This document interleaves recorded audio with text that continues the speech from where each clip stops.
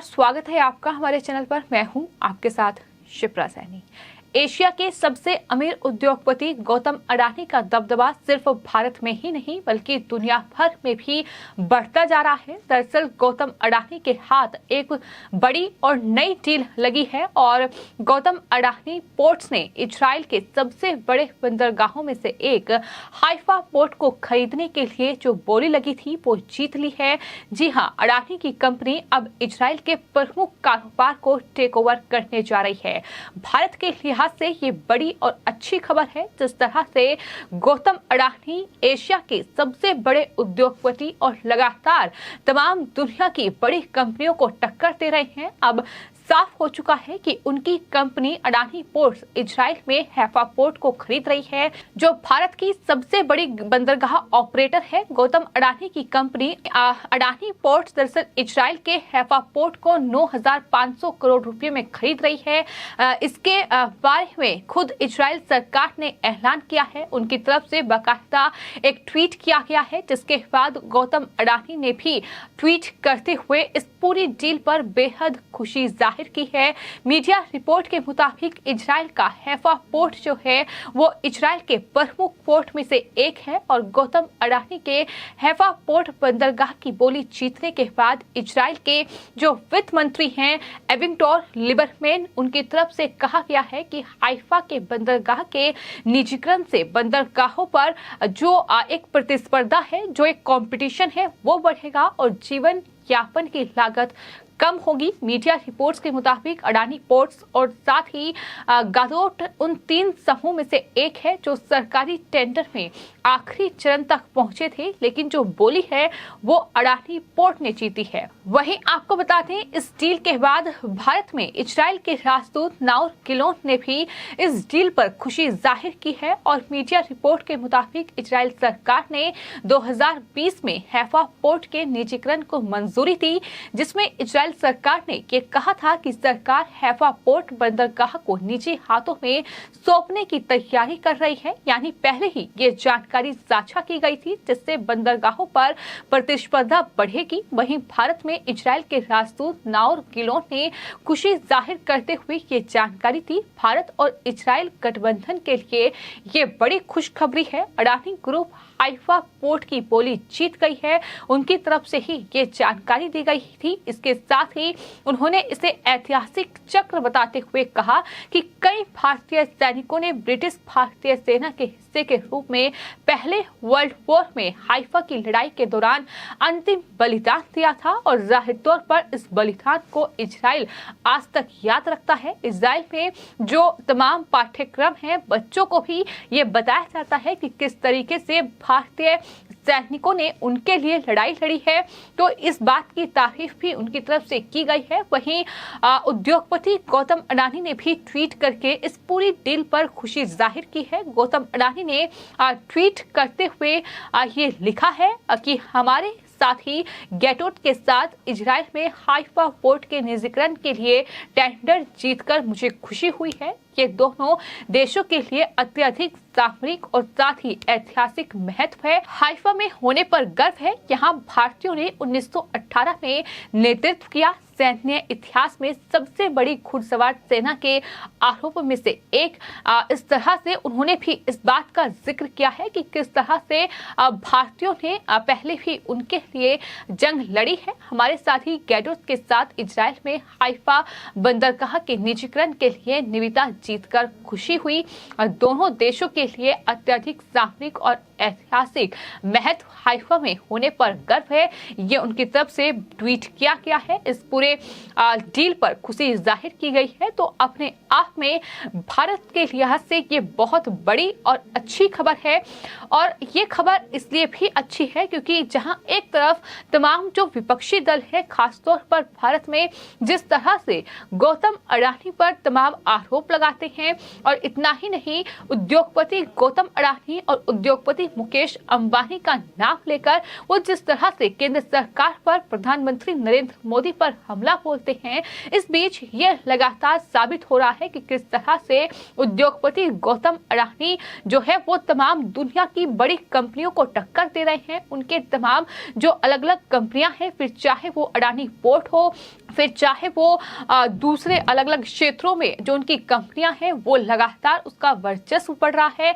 इतना ही नहीं, तमाम चीनी कंपनियों को खासतौर पर अडानी की जो कंपनियां हैं वो टक्कर दे रही हैं। ये अपने आप में भारत के लिए अच्छी खबर है, लेकिन यही भारत के लिए जो अच्छी खबर है वो विपक्ष को रास नहीं आती है। और फिलहाल जिस लड़ाई का बार बार जिक्र किया जा रहा है जो कि साल 1918 में हुई, दरअसल साल 1918 में हाइफा शहर जर्मनी और तुर्की की सेनाओं के नियंत्रण में था।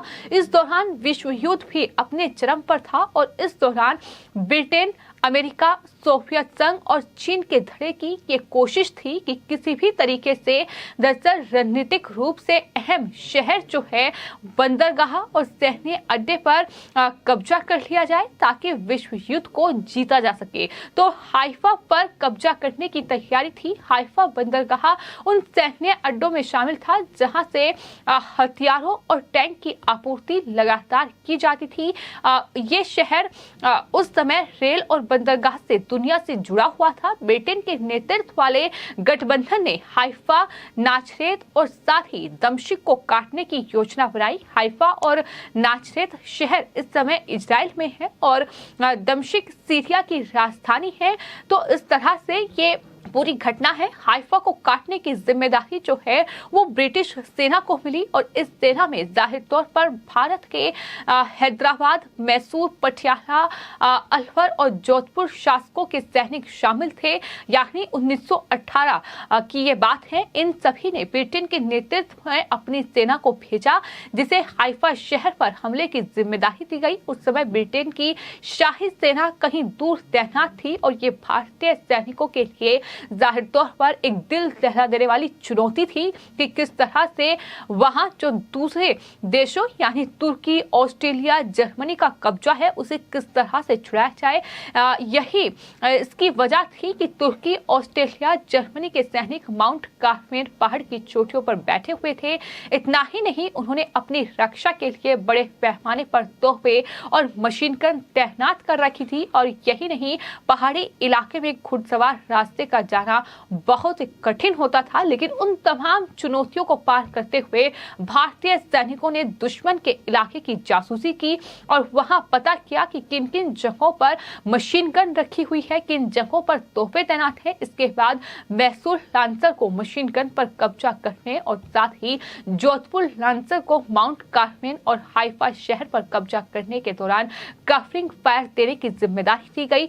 इस तरह से तमाम दुश्मन की चुनौतियों को पार करते हुए भारतीयों ने कहीं न कहीं अपना जो नेतृत्व था वहां किया। भारतीय सैनिकों को रोकने में मशीन गन की गोलियां भी उस वक्त फेल साबित हुई थी। इस तरह से डटकर जो है भारतीय सैनिकों ने तमाम गोलियों का सामना किया था। भारत के जो जवान जिस रेजिमेंट में थे एक साथ मिलकर 1350 जर्मन और तुर्क सैनिकों को उन्होंने बंदी बना लिया। इसके अलावा उनके हाथ 17 तोपे, मशीन गन और कई अन्य घातक हथियार भी उनके हाथ लगे थे। वहीं भारत के केवल 8 सैनिक इस पूरी लड़ाई में शहीद हुए जबकि 34 घायल हुए थे। लेकिन तो आपको बता दें, प्रधानमंत्री नरेंद्र मोदी भी उन तमाम सैनिकों को श्रद्धांजलि दे चुके हैं। वहीं भारतीय सैनिकों का जो बलिदान वहां रहा है उन्हें मिलिट्री क्रॉस पदक से ब्रिटिश सरकार ने सम्मानित किया। भारतीय सैनिकों की इस वीर गाथा को इजराइल की पाठ्य पुस्तकों में भी दर्ज किया गया है। उन्हें हीरो